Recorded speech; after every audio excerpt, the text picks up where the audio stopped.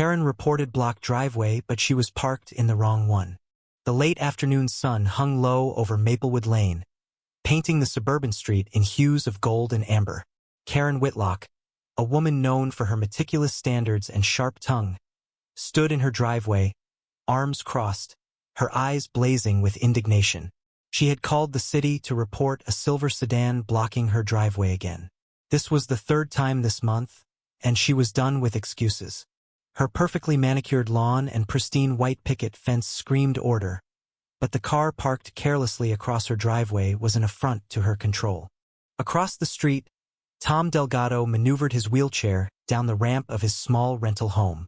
At 26, Tom had lived with paralysis since a car accident 5 years prior, and his patience for neighborhood disputes had worn thin. The silver sedan was his, parked in front of his own driveway due to a delivery truck taking up space earlier. He'd meant to move it, but a flare-up of pain had kept him inside all day. Now, as he saw Karen pacing and gesturing wildly at his car, his jaw tightened. He rolled toward her, his hands gripping the wheels with quiet resolve. Maria Gonzalez, a single mother living next door to Karen, stepped out with her toddler, Lucas, balanced on her hip.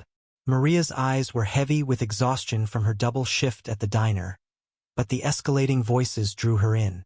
She'd seen Karen's complaints before about kids' bikes left on sidewalks, about leaves blowing into her yard, but this felt different. The air crackled with tension, as if a single spark could ignite the entire block. Karen spotted Tom and marched over, her voice sharp enough to cut glass. "This is unacceptable, Tom. Your car's blocking my driveway, and I've had it. I called the city, and they're towing it right now." Her finger jabbed toward the sedan, her face flushed with righteous anger. Tom's eyes narrowed, his voice low but steady. "Karen, that's my car, and it's in front of my driveway. Yours is clear. Look." He gestured toward her empty driveway, where her SUV sat perfectly centered. Karen froze, her certainty wavering for a split second, but she doubled down, her voice rising. "Don't lie to me. I know what I saw. You're always causing trouble, parking wherever you want." Maria, still holding Lucas, stepped forward, her voice soft but firm. "Karen, he's right. Your driveway's fine. The car's not blocking it." Lucas squirmed, sensing the tension, and Maria's arms tightened around him. Karen's gaze snapped to Maria, her lips curling. "Stay out of this, Maria. You don't get to lecture me when your kids' toys are always littering the street." The accusation stung, and Maria's face flushed with hurt. Tom's hands clenched on his wheelchair, his voice rising now. "Leave her out of this, Karen. This is about you not checking your facts before you go nuclear. You called a tow truck on my car, me only way to get to doctor's appointments, because you didn't even look." Karen's confidence faltered, but her pride held firm. "I'm protecting my property. You don't understand how hard it is to keep things in order around here." Her voice cracked, revealing a flicker of vulnerability, but it was quickly buried under defiance. At that moment, an unexpected figure emerged from the sidelines. Mr. Jenkins, the elderly widower who lived at the end of the street. Known for his quiet demeanor and tendency to keep to himself, he rarely involved himself in neighborhood drama. But today he shuffled forward, leaning on his cane, his voice gravelly but clear. "Karen, I saw you park your SUV this morning. You were in a rush, weren't you? You parked in Tom's driveway by mistake, then moved it back to yours. You didn't even notice his car." The revelation hit like a thunderclap. Karen's face drained of color, her mouth opening and closing as she struggled for words. Tom's eyes widened, a mix of disbelief and anger washing over him.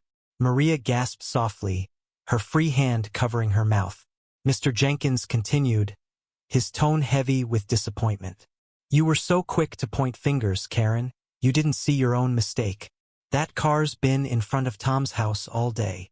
The tow truck rumbled onto the street, its yellow lights flashing ominously. Karen's eyes darted to it, then back to Tom, who sat rigid, his hands trembling. "Tom, too didn't realize," she stammered, but her words felt hollow. Tom shook his head, his voice barely above a whisper. You didn't realize because you didn't care to check. You just assumed I was the problem. Maria set Lucas down, her voice breaking as she spoke. Karen, we're all trying to get by here. Tom needs that car. I need peace to raise my son. Why does it always have to be a fight? Lucas toddled toward Tom, offering a crumpled toy car, a small gesture of innocence in the midst of chaos. Tom managed a faint smile, but his eyes stayed locked on Karen. The tow truck driver approached, clipboard in hand, oblivious to the emotional storm. Whose car is this? He asked, pointing to Tom's sedan. Karen's hands shook as she stepped forward. It was a mistake, she said, her voice barely audible. Don't tow it. The driver shrugged and climbed back into his truck, leaving the neighbors in heavy silence. Karen turned to Tom, her face a mix of shame and defiance. I'll pay any fees if they charge you, she offered. But Tom shook his head. It's not about the money, Karen. It's about you thinking you're always right, and the rest of us are just in your way. He turned his wheelchair and rolled back toward his house, the sound of the wheels on pavement echoing in the quiet. Maria picked up Lucas, her eyes glistening as she looked at Karen. We're neighbors, Karen. We're supposed to help each other, not tear each other down. She walked away, leaving Karen alone in the fading light. Karen stood frozen, the weight of her mistake sinking in. She had built her world on control, on being the one who was always right, but now that foundation crumbled. The handwritten sign on the fence seemed to mock her. Whose justice prevails when anger blinds us? She had no answer. As the sun dipped below the horizon, Maplewood Lane returned to its quiet facade, but the cracks in its harmony ran deep. Karen's error wasn't just a parked car, it was a mirror to her own flaws, reflecting a truth she couldn't ignore. Tom's car remained, but the trust between neighbors was towed away, leaving only the bitter taste of regret. What do you think? Where does justice lie when pride and assumptions collide?